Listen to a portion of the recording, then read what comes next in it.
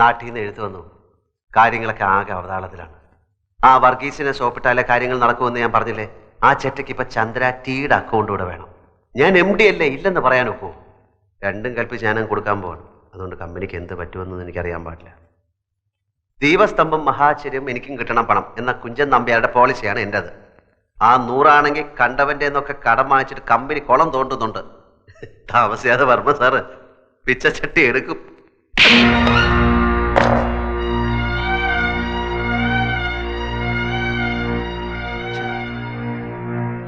ചന്ദ്ര കൈയടക്കി, ചന്ദ്ര കൈയടക്കി, ചന്ദ്രയുടെ കൈയടക്കി, ചന്ദ്രയുടെ കൈയടക്കി, ഡോക്ടർ മേനോൻ, ചന്ദ്ര കൈയടക്കി, ചന്ദ്ര കൈയടക്കി, ചന്ദ്ര, ചന്ദ്രയുടെ കൈയടക്കി, ഡോക്ടർ മേനോൻ അവിടെ. ഡോക്ടർ, ചന്ദ്ര കൈയടക്കി, ചന്ദ്രയുടെ കൈ അനങ്ങി.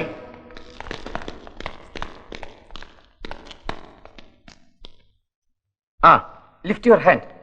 ചന്ദ്രിക കൈയൊന്ന് ഉയർത്താൻ ശ്രമിക്കൂ. Please please. ഏത് കൈയാ ഉയർത്തിയത്?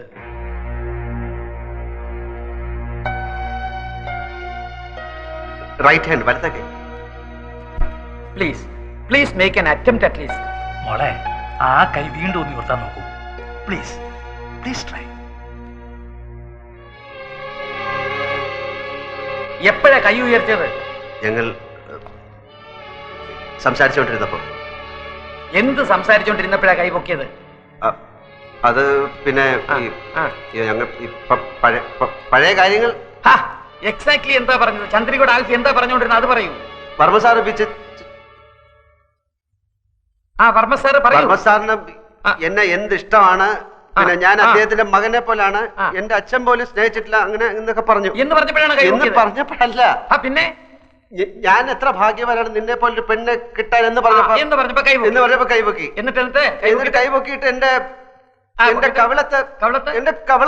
കവളത്ത് തൊട്ടു. എക്സലന്റ്. അത് തന്നെ അവളോട് വീണ്ടും പറയൂ. കമോൺ ആൽഫി, അത് തന്നെ പറയൂ. പറയൂ, വീണ്ടും അത് റിപ്പീറ്റ് ചെയ്യൂ. പറയൂ. നീ എത്ര ഭാഗ്യവതിയാണ്, ഞാൻ എത്ര ഭാഗ്യവാനാണ്. നീ എത്രയെന്ന് തന്നെയാണോ പറഞ്ഞത്? ഞാൻ എത്ര എന്ന് പറഞ്ഞു, നീ എത്ര, രണ്ടും പറഞ്ഞു. അതും പറഞ്ഞു ഇതും പറഞ്ഞു. അതല്ലേ പറഞ്ഞത്? നേരത്തെ പറഞ്ഞ പോലെ ചന്ദ്രിക നമുക്ക് രക്ഷപ്പെടുത്തണ്ടേ? അതെ. ഞാൻ എത്ര ഭാഗ്യവാനാണ് നിന്നെ പോലെ ഒരു പെൺകുട്ടിയെ കിട്ടാൻ. കൈവക്കൂ പ്ലീസ്. നീ എത്ര ഭാഗ്യവതിയാണ്, ഞാൻ എത്ര ഭാഗ്യവാനാണ്. കൈവക്കൂ പ്ലീസ്. നീ എത്ര. വർമ്മ സാറിനെ പറ്റി പറഞ്ഞില്ലേ, അത് പറയൂ. അത് പറയാൻ പറ്റില്ല. അതെന്താ? അത് പറയാൻ പറ്റില്ല. അതെന്താന്ന് പറയാൻ പറ്റില്ല. വർമ്മ സാറിനെ പറ്റി പറഞ്ഞപ്പോഴല്ലേ കൈവക്കിയത്. ഞാൻ എത്ര ഭാഗ്യവാനാണ്, നീ എത്ര ഭാഗ്യവൻ എന്ന് പറഞ്ഞപ്പോഴല്ലേ കൈവക്കിയത്. അപ്പൊ അത് പറയുമ്പോഴല്ലേ കൈവക്കാൻ പറ്റുള്ളൂ. കൈവക്കൂ പ്ലീസ്. നേരത്തെ പറഞ്ഞില്ലേ അതുപോലെ സംഭവിച്ചു. കൈവക്കൂ പ്ലീസ്.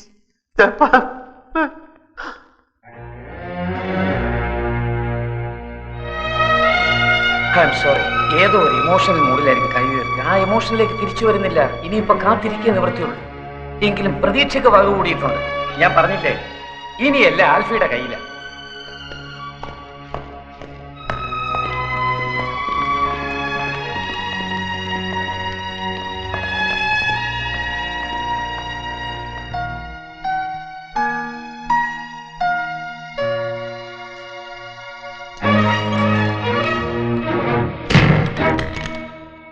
ഞാൻ ചന്ദ്രാറ്റിയുടെ അക്കൗണ്ട് മാറ്റി കൊടുക്കും.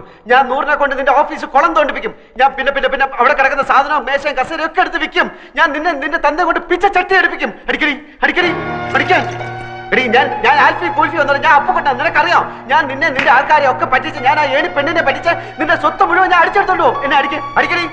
ഞാൻ നിന്റെ തന്നെ തേണ്ടി കുത്തുവാളെടുത്ത് വഴി നിൽക്കുമ്പോൾ ഞാൻ കണ്ട ഭാവം കാണിക്കില്ല. അടിക്കടി.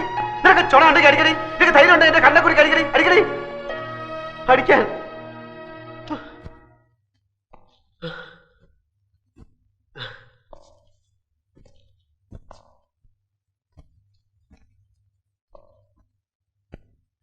തന്നെ പറ്റിക്കാനോ നിങ്ങളെ ആരെയും ചതിക്കാനോ ഒന്നുമല്ല. എന്റെ ഗതികേട് കൊണ്ടാണ് ഞാൻ ഈ നാടകം കളിക്കുന്നത്. എനിക്കാരെയും ദ്രോഹിക്കണ്ട. എനിക്കാരുടെ പണവും പദവിയും വേണ്ട. തനിക്കെല്ലാം അറിയാമല്ലോ. ഞാനെല്ലാം തന്നോട് ഒന്ന് പറഞ്ഞിട്ടില്ലേ? തന്റെ കയ്യോ കാലോ ഒന്ന് അനങ്ങി കിട്ടിയാൽ തന്നെ രക്ഷപ്പെടുത്താനാവുമെന്ന് ഡോക്ടർ പറഞ്ഞുകൊണ്ടാണ് ഞാൻ. എന്റെ കാര്യങ്ങളൊക്കെ കുഴഞ്ഞാലും കുഴപ്പമില്ല. താൻ എണീറ്റ് നടക്കുന്ന കാണാൻ എനിക്ക് ആഗ്രഹമുണ്ട്. പിന്നെ അടിച്ച വഴി പോയില്ലെങ്കിൽ പോയ വഴി അടിക്കുക എന്നൊക്കെ പറയാറില്ലേ, അതാ ഞാനിപ്പോ ചെയ്യുന്നത്. ഇത്തിരി കടന്ന കയ്യാന്ന് എനിക്കറിയാം, വേറെ വഴിയില്ലാത്തതുകൊണ്ട്.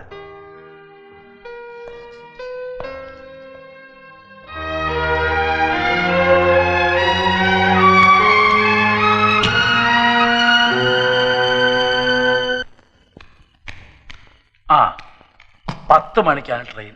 അത് നാളെ 3 മണിക്ക് ബോംബെയിലെത്തും. വെളുപ്പിനെ 5 മണിക്കാണ് ലണ്ടനിലേക്കുള്ള ഫ്ലൈറ്റ്.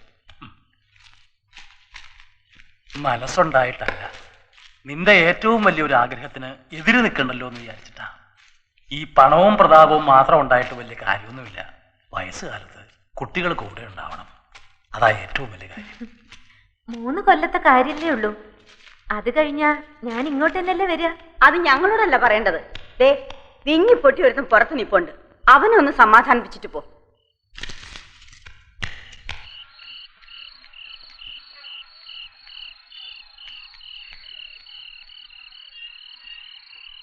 അച്ഛാ, പിണങ്ങിയിരിക്കണോ? ഞാൻ പണിയാൻ നിനക്കെന്താ? നിനക്ക് ഇംഗ്ലണ്ടിൽ പോകുന്നതല്ലേ വലിയ കാര്യം. ദേ ഇങ്ങോട്ട് നോക്കിയേ. പപ്പ എന്നെ പഠിക്കാൻ അയച്ചപ്പോ അച്ഛന് പറഞ്ഞുകൂടായിരുന്നോ ഞാൻ വെറും ഡ്രൈവറാണ്, എന്റെ മോൾ ഇവിടെ വല്ല തൂത്തു തുടപ്പോ അടുക്കള പണിയോ ചെയ്തോണ്ട് ഇവിടെ നിന്നോളുന്ന്? അതിപ്പോ എല്ലാ തന്തമാർക്കും തോന്നില്ലേ മക്കള് പഠിച്ച് നന്നാവണമെന്ന്? അതിനല്ലേ ഞാൻ പോകുന്നത്.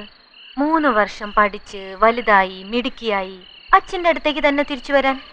പിന്നെ ഞാൻ അച്ഛൻ്റെ കൂടെ തന്നെയാ. ഞാൻ വേഗം വരും.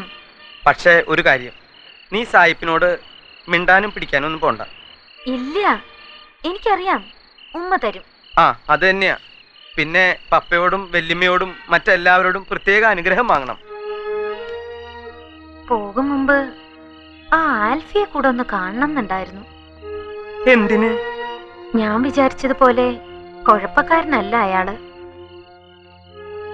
എവിടെയോ ഒരു നല്ല മനസ്സുള്ള ആളാണെന്ന് തോന്നുന്നു. അതൊന്നും എനിക്ക് അറിഞ്ഞൂടാ. ഞാനിപ്പോ ചെകുത്താന്റെയും കടലിന്റെ ഇടയിലാ കിടക്കണേ. ഏതായാലും നാളെ നീ അങ്ങോട്ട് പറക്കല്ലേ. അവിടെ എന്നെ പോലുള്ള ഒരാൾക്ക് എന്തെങ്കിലും പണി കിട്ടുമെന്ന് നീ ഒന്ന് തിരക്കി വെച്ചോ. ഇവിടത്തെ പണി എത്ര നാളുണ്ടാവും എനിക്കറിയില്ല. ആ പിന്നെ ഞാൻ കാലത്ത് പോകും മുമ്പ് അയാളെ കാണാൻ പറ്റുമെന്ന് തോന്നുന്നില്ല. അച്ഛൻ ഈ എഴുത്തൊന്ന് അയാളെ കൊടുത്തേക്കോ? എന്താ സമ്മതം കിട്ടിയോ? കിട്ടി. അതേതായാലും നന്നായി. ഇല്ലെങ്കിൽ നീ പോയാൽ ഇയാളിനെ പ്രായി കൊന്നേനെ. കോണ്ടസാ റിപ്പയർ അല്ലേ? അവക്ക് രാവിലെ പോകാൻ ടാക്സി അറേഞ്ച് ചെയ്യണം. ഇപ്പൊ തന്നെ എന്റെ ആവി പോയാനെ. ദാ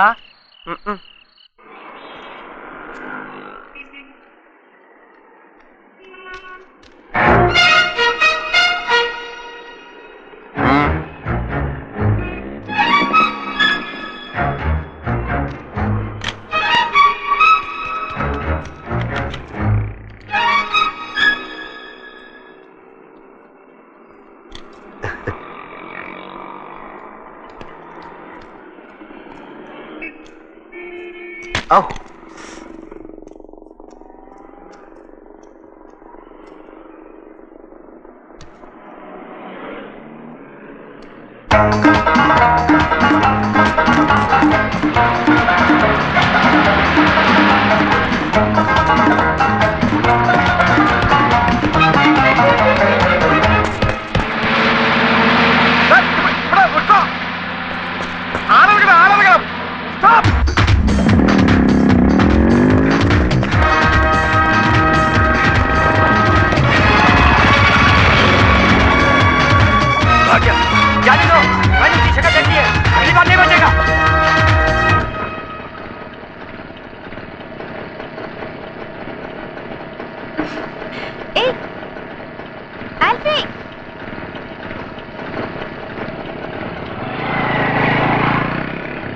भैया उस मोटरसाइकिल के पीछे जाओ प्लीज, जाओ।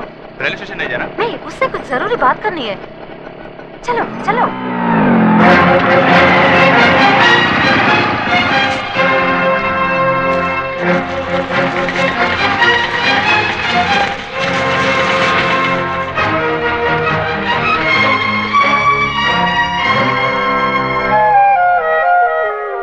Please wait.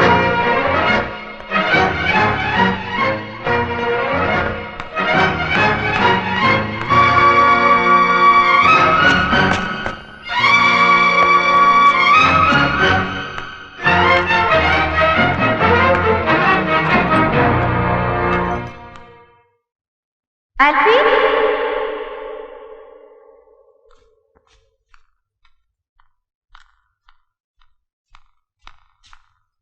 ആൽഫി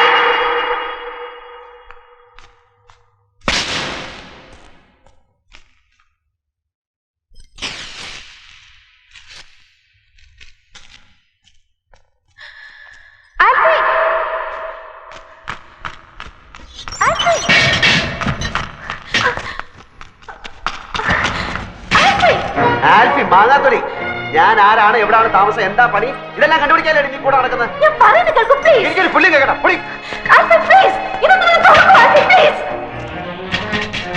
ആൽഫി ഞാൻ ഇംഗ്ലണ്ടിലോട്ട് പോവാണ്, എനിക്ക് ട്രെയിനിന് സമയം. പിന്നെ ഇംഗ്ലണ്ടിലോട്ട് ട്രെയിനിലല്ലേ പോണേ? കുറെ നാളായിട്ട് ഞാൻ കേൾക്കുന്നു നീ പോകുന്നു. ഇനി അത് പറഞ്ഞ് നീ എന്നെ പറ്റിക്കണ്ട. ഒരു CBI വന്നിരിക്കുന്നു, അവിടെ കിടക്ക ഒരു പട്ടി നിന്നെ തുറന്നുവില്ല. ഞാനൊന്ന് കണ്ട് സംസാരിക്കാൻ വന്നതാണ്. ഞാൻ പറയുന്നത് സത്യമാണ്. ആൽഫി പോകരുത്. നിന്നോട് ഞാൻ പല പ്രാവശ്യം പറഞ്ഞ എന്നോട് കളിക്കരുതെന്ന്. ആൽഫി ആൽഫി പ്ലീസ്. എന്റെ കാര്യങ്ങളൊക്കെ ശരിയാവാൻ കുറെ ദിവസം എടുക്കും. അത് കഴിഞ്ഞിട്ട് നീ പുറത്തിറങ്ങിയാൽ മതി. അതുപോലെ തിന്നാനും കുടിക്കാനും ഉള്ളതൊക്കെ ഞാൻ ഇവിടെ എത്തിക്കാം. 100 കള്ളം പറഞ്ഞാൽ ഞാൻ ജീവിക്കുന്നത്. അതിനിടെ നീ എവിടാന്നൊരു കള്ളം കൂടെ ഞാൻ പറഞ്ഞോളാം. ആൽഫി പ്ലീസ്. ഹലോ, നിങ്ങളുടെ മോളില്ലേ, എന്താ ജീവിയുടെ പേര്? ലേഹ. അവള് പോയി. എങ്ങോട്ട്? അവള് ഇംഗ്ലണ്ടിൽ പോയി. കാലത്തെ ട്രെയിനിൽ ബോംബെക്ക്. വെളുപ്പിന് അവിടെ നിന്ന് ഫ്ലൈറ്റ് ഉണ്ട്. മറ്റന്നാ അവിടെ എത്തിച്ചേരണമെന്ന ലാസ്റ്റ് ഡേറ്റാ. നിനക്ക് സമാധാനായില്ലേ? ഇനി അവളെ കൊണ്ടൊരു ശല്യം നിനക്കുണ്ടാവില്ല. ആ പിന്നെ അവള് നിന്നെ അന്വേഷിച്ചു. പോകുന്നതിന് മുമ്പ് നിന്നെ കണ്ടെന്തോ പറയണമെന്ന് പറഞ്ഞു. സാധിക്കാത്തതുകൊണ്ട് ദാ ഈ കത്ത് തന്നിട്ടുണ്ട്. അപ്പുക്കുട്ടൻ എന്ന ആൽഫിക്ക് ഏതോ ചില ചുറ്റുപാടുകളിൽ ആൽഫിയായി പോയതാണ്.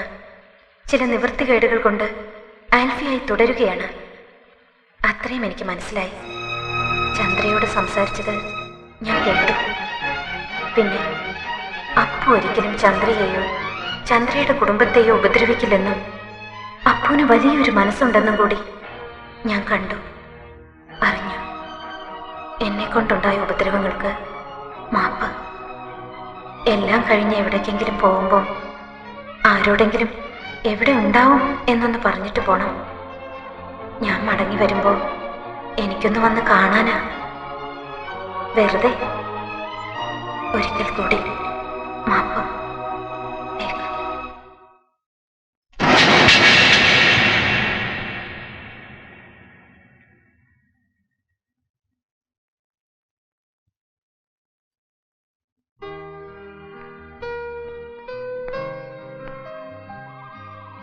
ലേഹയുടെ ഫ്ലൈറ്റ് ഇപ്പൊ പോയി കാണും അല്ലേ?